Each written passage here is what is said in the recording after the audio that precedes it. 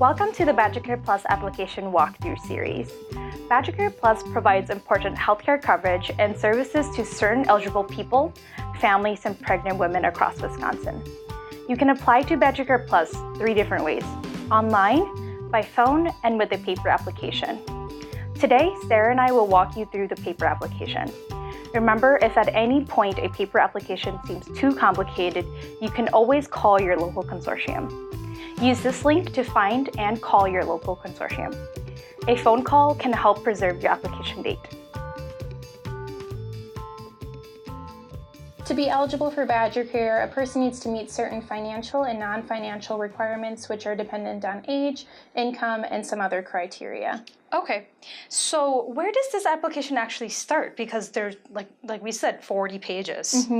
Yeah, so you'll see that the first few pages of the application are just kind of a brief overview of what you're applying for, your rights and responsibilities, and what you're agreeing to by signing the application. Okay, so the actual application starts on page 7.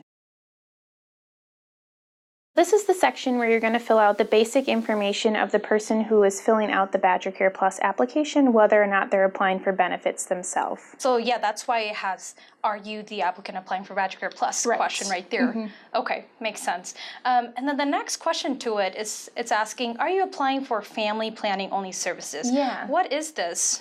Yeah, so Family Planning Only Services is a program that provides limited benefits for individuals, women and men with an income below 306% of the federal poverty level who are of childbearing or reproductive age and are not already enrolled into full benefits Medicaid or BadgerCare Plus. Oh, okay. Great to know. The next question is, do you need help paying for healthcare in any of the previous 3 months? Why do they ask this question?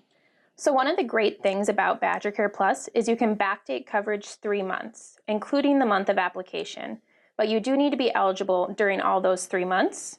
For example, if you apply for BadgerCare Plus on October 27th and were found eligible since July, your BadgerCare could cover you from the beginning of July to the end of October, and then continue covering you for a full calendar year after October 27th.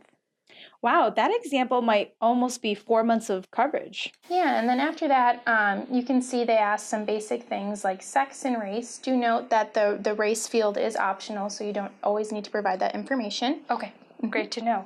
And then why do they ask, do you want your notices in English or Spanish, or what language is spoken at your house? Yeah, so the county and the state are going to send you notices about your application. If any more information is needed to complete your application, it's going to be really important that those are in a language that is your primary language and something that you can understand. So that makes sense. Okay. And then the last question on this section is asking, are you a U.S. citizen? And if not, what is your alien registration number? Do we have to be a U.S. citizen to apply for BadgerCare Plus? No, you don't necessarily need to be a U.S. citizen to be eligible for BadgerCare Plus. There are a few other qualifying statuses that do give you access to full benefits BadgerCare. Okay. However, don't be deterred if you don't have one of those statuses. You can still apply for emergency medical assistance, which would give you some coverage for emergent situations. So the next section is section 2, which asks for your contact information. Yep, so it's going to be really important that you're putting down a phone number or an email where the county can reach you to get information about your case or provide any follow-up questions or information that they may have for you. So it's going to be good to make sure that if you're leaving a phone number, you can receive voicemails and that you're checking those regularly. Okay, great to know. And then on to section 3 is where we begin putting all the family members that are in your household. So like I said earlier, there are some financial and non-financial requirements to be eligible for BadgerCare Plus. Your household size is one of those things that kind of helps determine household eligibility and financial eligibility for BadgerCare Plus. Okay. So it's really important, even if your family members don't necessarily want to apply for BadgerCare Plus, that you're listing everyone in the home. There's a question that asks if you're applying for BadgerCare Plus. Feel free to mark yes or no. A good thing to know about this as well is if the individual isn't applying for benefits, they don't need to provide their social security number or their citizenship status. Yeah. Okay, yeah, I noticed that they do ask that, but okay, it's good to know that it's not necessary.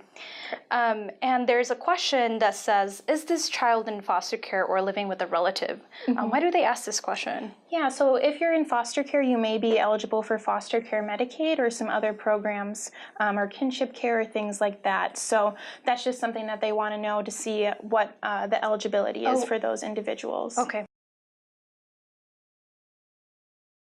This is a very text-heavy page. Can you go through with us what each question is asking and why we should be filling them out? Yeah, so my best advice for filling out Section 4 is to read each question one by one and seeing if it applies for your family and marking yes or no appropriately. If you do mark yes, it's going to let you know which attachment you need to fill out, which can be found towards the back of the application. So this is going to be what you're going to sign after you complete the entire application and fill out all the appropriate attachments with your information. So by signing this, you're basically agreeing that you provided all of your answers to the best of your knowledge, and you allow the income maintenance consortiums to check and make sure that all of the information you provided is true. And you can turn this application in several ways, through fax or mail, which is listed on the first page of the packet. And you can also drop this off at your local agency. Right. And once you do drop off your application, it's important to watch your mail or your email, whichever you said was your preferred means of contact. You will be getting documentation stating any further action or documents that are needed to complete your case, as well as if you are approved for BadgerCare or not. If you have an income, workers will need your pay stubs.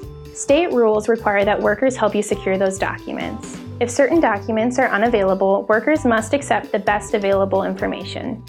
For example, if you don't receive pay stubs, a form filled out by your employer stating how much you expect to earn is also sufficient. And that concludes our paper application walkthrough. Hopefully this walkthrough makes the process a little bit less intimidating. If you have any other questions or comments, please visit healthwatchwisconsin.org.